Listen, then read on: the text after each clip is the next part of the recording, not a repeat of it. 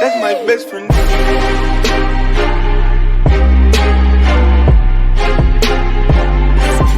That's my best friend. What is up, everybody? It's your boy Dave Mo Flips. You already know. So, I don't have the same shirt on. I just have a lot of black shirts. The last video I came out with, I was talking about ending the year with as a dealer rep. And even though I have other videos about this, a lot of people had emailed me. And again, like I said, the email is davemoflips. I'm sorry, it's dmoflips@gmail.com or davemoflips. I'll figure it out. You know what? I can look right now. Hold on. Pause.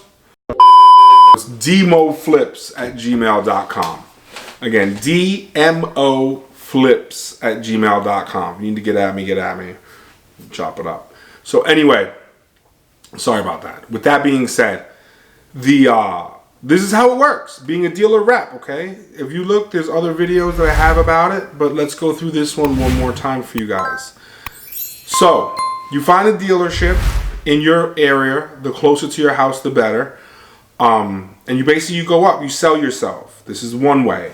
Hey, I want to be a dealer rep. They either know or they don't. If they don't, inform them. And we'll get to that later on in the video. They're basically making a deal, never a 50-50. And that's number one. Number two, the second way is look on Facebook Marketplace. Look on Craigslist. Type in auction access. Type in, dealer only auction. Just type in a bunch of different ways to get what you need. Type in Mannheim, Odessa, auction pipeline. Type in all these things that can help you find someone who's offering it already. Okay, huge warning here, guys. Do not do it out of state. There's so many loopholes that you could probably get away with it, but when it comes crumbling down, you're left holding the bag. And what ends up happening with a lot of these out-of-state dealerships is, like Florida is known for it. You can get your dealer-only auction access through a lot of Florida dealers. And the way this game works is, let's just say you're in Virginia. You buy a car from Virginia Auto Auction and you send the title work gets sent back to the dealership in Florida. The Florida dealer takes that, if they're good, the Virginia title and has it titled in the Florida dealership. Why are they doing this? It's kind of washing a title. So when you sell that car back in your home state of Virginia, the person who's behind the counter isn't saying, hey, wait a second. This car was bought at a dealer-only auction with a Virginia title, endorsed in Florida, and now it's being sold in Virginia. Don't underestimate someone's intelligence, especially someone who's looking for someone to get fucked up in the game. So what they'll do is they'll send you the Florida title back with a reassignment. You'll sell it to whoever as a Florida dealer and send that reassignment back to Florida. The dealer will then file it away and act like they sold that car to someone that's out of state. Because on paper, that's what it looks like. Until, here's what happens. Until someone has a beef with you because you sold them a bad car. Now you have people looking into you. Now they're like, wait a second, this individual's buying these cars from Virginia using a Florida dealership, auction access, sending the titles back, boom. You're going to get caught out there for probably the first charge would be tax evasion. Because as a dealer in most states, you're supposed to collect sales tax on every vehicle. I know what you're saying right now. Oh, well, I'm giving them the bill of sale and it says how much they bought it for and they're paying directly. Yeah, no, I get that. Until you get a buyer who's like, oh, come on, man, write it up for $500. And you don't want to blow the sale. So you do it. You do it once, you do it twice. Now you're just doing it. But it's still against the law. You cannot, as a dealer, you can buy anywhere in the country, but the cars are coming back to your state, okay? Stay away from out of your state.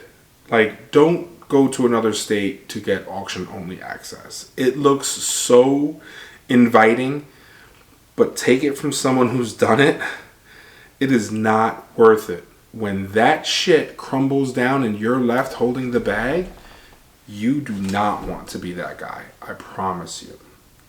It's number one. So you found the dealer in your state that's willing to sign you up.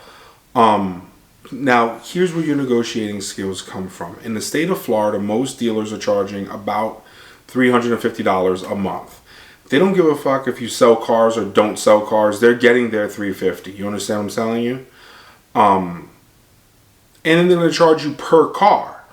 Now, some dealers that handle the business the way they handle their business say, when you buy the car, we want X amount of money. Okay? So that means that you're going to go out to the auction, you're going to buy the car, you're going to pay the auction fees, then you're going to get to the dealership, and the dealer knows what you buy, because most of these dealers are smart and they get it emailed to them, which nowadays goes straight to your phone, and it's going to say, oh, so-and-so bought a car. So they already know that you're going to come back to the dealership and pay them whatever you're supposed to pay them. Win, lose, or draw, they're making their money. The way it is where I'm at, the dealer has it built into their dealer fee. So they collect $200. It's in their paperwork because they don't want to take the $200 from me as a rep. They want to take it from the buyer as a dealer fee or a processing fee. However they word it, okay? If the buyer doesn't want to pay the $200, they're like, no, I'm not paying that, blah, blah, blah, blah, you can't actually remove it. In the state of Florida, if you charge a dealer fee or a processing fee, you have to charge it to everybody. If you get caught removing it from one of your bill of sales, that means that everyone else that bought it can now get a refund of that $200. So that never gets removed. What you end up doing is saying, okay, hey, the car is $3,000. I can't remove that $200, but I'll take $200 off the selling price. So that money did come from your pocket in that situation. If you have a buyer who's okay paying that $200 plus your selling fee, plus, the taxes and all the other state fees, great. Then you just, you paid the $200, but it didn't come out of your pocket per se. So that's number two. Now there's other bullshit fees involved, and really it's all dealer dependent. Where we're at, you're technically speaking allowed to sell a car. So the auction has 30 days. Most auctions have 30 days to produce a title for you. If you sell that car within those 30 days and you don't have the title, you're assuming it's coming. Now the state of Florida gives you 30 days to process the paperwork, right? So let's just say you've had the car for 1 week at the lot. That means the auction still has 3 weeks left to get you your title. You have 4 weeks to process the paperwork. You've already transferred registration, or you've given them a 30-day temp tag, whatever the situation is. You have 4 weeks to process the paperwork, which means, if you're not familiar with that, that means taking it to the tax collector's office or the DMV or whatever you use in your state and having that deal completed where you're paying, the title fee and all the other stuff. You don't pay the sales tax because the sales tax in Florida gets collected at the end of the month. You just pay all the sales tax for all the vehicles you sold at the end of the month. But you pay all the other fees. I hope I'm not losing you. So the dealership that I'm at says, hey, if you sell a car without having a title, we're going to charge you $50. There's nowhere to put that $50 fee in the buyer's guide. So that actually, in the bill of sale, so that actually does come from your pocket, okay? So that's a fee to look out for, $50. This dealership that I'm at, they charge you $25 to ACH or write a check. If you're not familiar with ACH, it's basically a wire transfer from the business account to the auctions. Your question to me right now is, well, can I just use my own bank? No. The auctions only want to deal with the business bank account. They also run a credit check on you, okay? So you hand them your check, your business check, the dealership's business check, and that's how they do it. So now, I like using ACV. There's not a local ACV. You have to ACH them the money, okay? Or use your floor plan, whatever. So what we do is when I purchase a car, the car is the car, then all the other fees that go to it. And let's just say again, $3,000. I ACH the owner of the business $3,000, okay? He's going to take that $3,000 and he's going to pay ACV. It's an auction house. He'll pay ACV. Now the car is free and clear. But then he charges $25 for doing that. So what I'll do is I'll write him a check for $25, and all it is it's just another fee because I have an LLC. So it's another fee, and I hand him that check, and I don't Zelle him that. I hand him the check, and he'll cash it, and I'll just make a memo on my QuickBooks account, what it's for, and we move on. There's another auction here that only takes the business checks. That every single car you buy from this auction needs a separate check, okay? So that means if you bought 3 cars from this auction, you have to go to the owner and be like, hey, I bought 3 cars. And he knows it's usually the auction's on Wednesday, so people are there on Thursday with their money, and they're handing him money, and he's writing checks. And every time he's writing you a check, it's $25.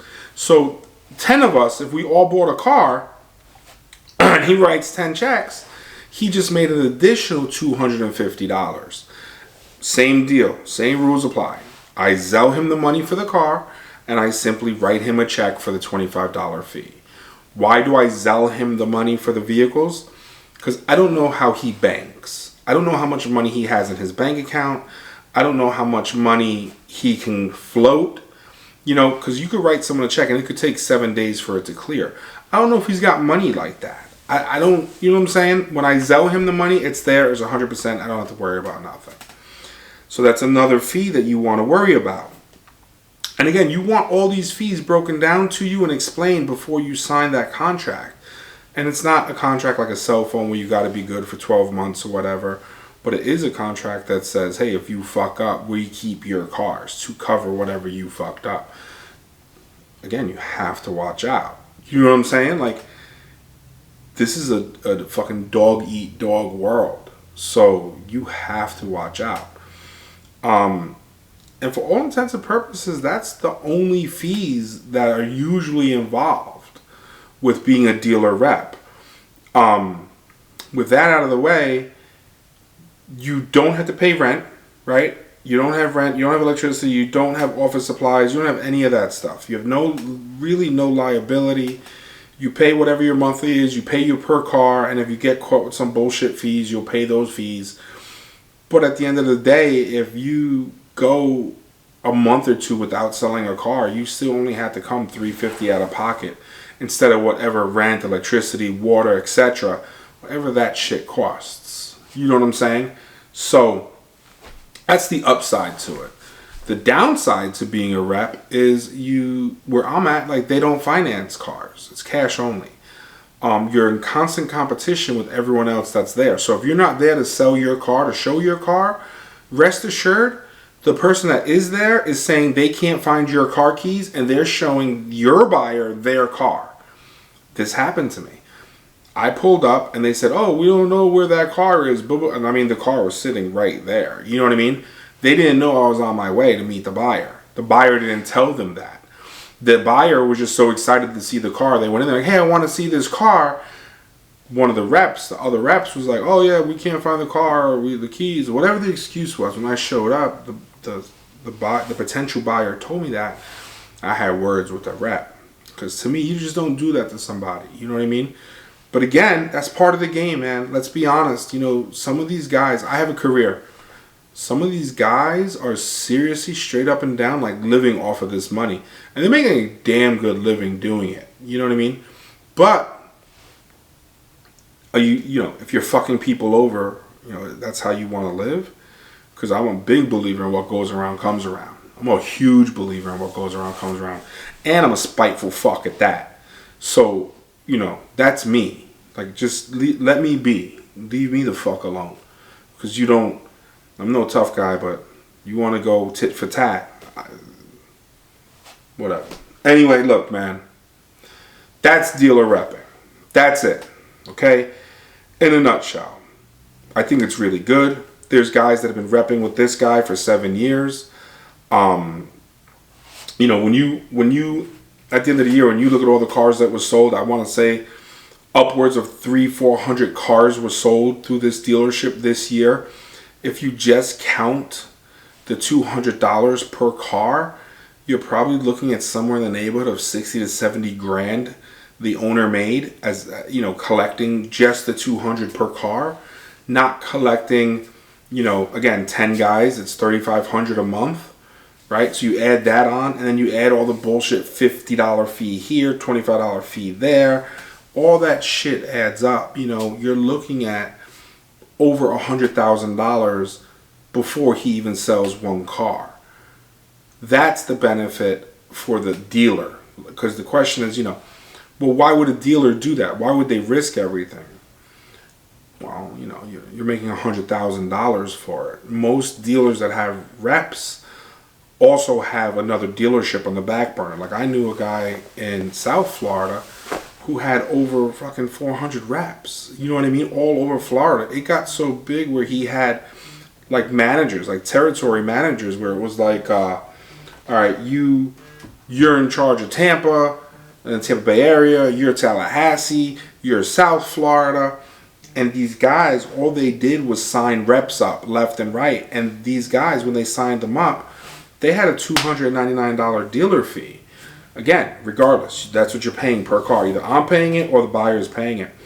And if you got to that level where you were, let's say, a manager or a territory manager, you got $100 a month for every single person you managed, right, in your area, plus you got $100 per car every time someone you managed sold a car. So, you know, the guy who had Tampa, he had like 40 guys underneath him. So before anyone sold a car, he was already making $4 grand for the month. You know, and most of his guys were selling 2 cars.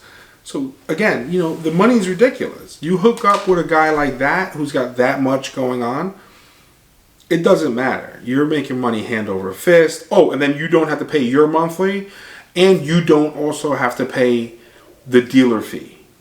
That was like the perks of being in that position. Now, the downside is you're signing people up all day long. You're running from here to there to the next place. At least this guy did. If it was me, I would have went and got myself, if I'm making $4,000 a month doing this, I would have went Central Tampa. I would have got myself a little office and said, if you're interested in being a dealer rep, come see me. And I would have broke it all down for you. You know what I mean?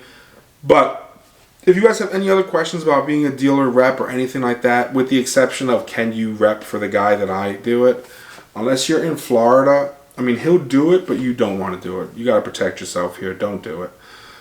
He has no one out of state right now, but I'm sure he's not afraid to do it. I hope this helped you guys out. If you did not see the last video where I closed out, take a look at it. I wish I knew how to do the card thing, but it shows what I saw. I ended up selling 33 for the year, part-time, 6 months, because the other 6 months I had, you know, my house was fucked, so I was doing that. But yeah, listen, man, the money's there. Cars, the money is there. Cars are never going to stop selling. Here's what's going to stop selling: the type of car. If you always want to sell cars, sell dollar menu cars. I hate to say it. I hate to drive it. I hate to be around them. Sell cars for less than $3 grand. If the economy's doing good, you're always going to have people that need a $3,000 or less car. If the economy's doing bad, you just have more fucking people that need a $3,000 or less car. I know you're driving down the road and you want to have that fucking Bentley dealership and you want to have all this. Yo, it works. Believe me, it does. But when the economy crashes, that shit goes first. If you want to be steady with it, sell lower end nice cars, clean cars, reliable cars. They're getting harder and harder to find because more and more dealers are selling those cars because it makes sense. With Dave Ramsey and there's another jerk off, I forget his name, talking all this, you know, pay everything in cash, boom, boom, boom, boom. Yeah, it's great. You're a fucking millionaire. I get it. You know, you could afford cash. But they have a lot of people, myself included to a certain point, that are getting out of debt. You know what I mean? And I would love to make this a finance channel, different than Dave Ramsey, because I believe that I'm more street, if you will. I have a different way of looking at financing than someone with money. I look at my stuff like working money. And again, the next video that's coming out actually talks about how I got the money to start being a rep and you know, where I'm at with it. And hopefully that video will come out tomorrow, and then this one as well. But you guys got my email. Hit me up. Let's talk about it. I can help you out. You know, if you're in a different state or whatever, I don't mind. I'll help you find someone where you're at. There's plenty of money to go around. All right, guys. Again, thank you for watching. Thank you for subscribing. Thank you for everything. That's my best friend.